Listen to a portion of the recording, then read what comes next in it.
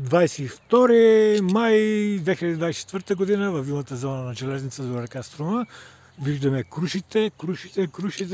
Тук са тръгнали доктор Гюйо. Тук другата. Виждаме кабелса отдолу се е показал под изолирана и скоро ще трябва да ги разрежем, за да не се впият. Тук виждаме другите. Виждаме, че яко са напъпили. Това са пъпчици и си заслужава да развиеме, защото всеки момент ще се впие и ще спре растежа на пъпката. Ето от една пъпчица какво голямо растение е станало. Сега остава да привържем лекичко